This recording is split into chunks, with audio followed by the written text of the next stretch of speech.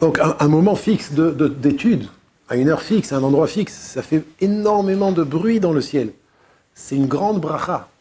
C'est comme une muraille de protection autour du clan Israël, une source de bénédiction. Chaque étude fixe, aussi courte et petite soit-elle, elle amène une bracha, non seulement sur la personne qui étudie, qui a innové cette étude, mais sur son entourage, mais aussi sur le monde entier, et surtout sur le clan Israël. Donc savoir que c'est une responsabilité, c'est une grande responsabilité. Je vous rappelle juste les paroles du Nefesh HaChaim qui dit dans Sha'ar Dalet, Perek Yud Aleph, 4e porte, 11e Perek, là-bas, regardez, c'est extraordinaire. Hein? Il dit là-bas le Nefesh HaChaim que l'augmentation ou la diminution de la lumière dans ce monde dépend de notre étude et réflexion dans la Torah. Ce qu'on vient de faire, on s'est pris la tête, c'est quoi même après qu'on a étudié. Ça veut dire, cette étude-là, c'est pas seulement l'étude, c'est extraordinaire, c'est pas seulement la parole, mais la réflexion. Hegionenu ba, il dit le Nefesh HaChaim. C'est quand Hegionenu ve'hagita bo yomam v'layla, ça veut dire tu méditeras la Torah sans la dire même. Le ikar de l'étude de la Torah, c'est le penser à l'intérieur, dans l'esprit et dans le ventre. Quand tu médites une sugya, tu médites une gemara, tu médites une halakha, tu poses une question, tu approfondis, elle te prend la tête, c'est source de bénédiction et de protection pour lui, son entourage et tout le clan Israël. Quand c'est fait par un tzibour, et quand c'est fait de manière régulière, à une heure régulière, à un endroit régulier, encore plus. Alors imaginez-vous l'importance de ce cours, même s'il est court. C'est un cours court, mais il pèse lourd. Voilà, vous savez, je vais vous dire une chose. Il y a des points très forts dans le Mesilat Yesharim. Des points très forts et très intenses. Alors on arrive à un point très fort et très intense là. C'est un de mes points préférés du Mesilat Yesharim. Donc je vous invite à vous délecter. Et ceux qui ne se délectent pas, qui viennent nous voir après le cours.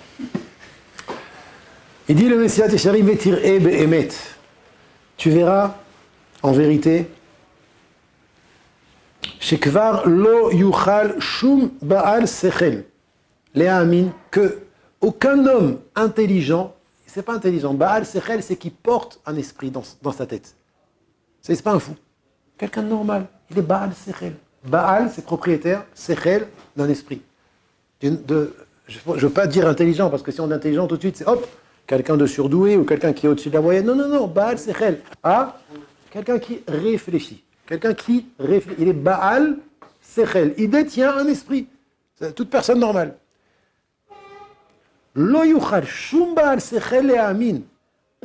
Un porteur d'esprit ne pourra pas croire s'il réfléchit.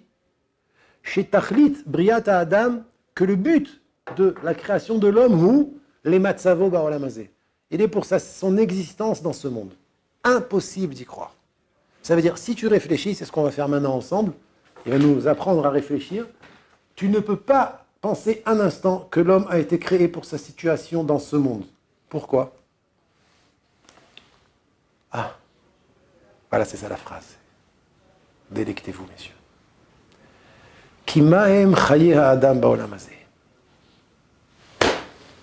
Qu'est-ce que la vie de l'homme dans ce monde? Et je vais développer. Oh, pose-toi une autre question. Miou Sameach, qui est joyeux, véchalev et serein mamash, véritablement Baolamazé?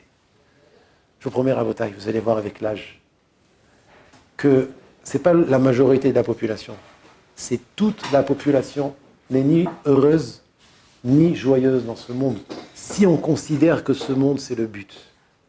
Et il explique pourquoi. Yeme shenotenu baem shiv'im shana. Vous connaissez ce pasouk? La durée de notre vie, c'est 70 ans. Vim bigvurot shmonim shala. À la rigueur, 80 ans. Oh, il y a 80 ans. Veroba mamal va'aven. Et le rov, leur éclat, à ces jours-là, c'est amal ve'aven. C'est peine et misère. Qui c'est qui dit ça? David HaMelech dans Tehillim, roi, le Melech Israël, il dit que la durée d'une vie, c'est 70, à la rigueur 80 ans, et tout leur éclat de ces années-là, c'est quoi? C'est amal v'aven, peine et misère. Explique le Rav. Bekama minetza'ar, combien de souffrances? Vecholaim, des maladies. Umach ovim, des peines. Utradot, des soucis. Ouais. Et à la fin, c'est quoi? Ve'achar kol zot, et après tout ça, après les souffrances, les maladies, les peines, les soucis, et je vous promets que tout le monde en a, tout le monde. Et après comment ça se termine? Ve'achar kol zot, amavet. Et après tout ça, tu crèves. Ah, sympa, c'est génial la vie.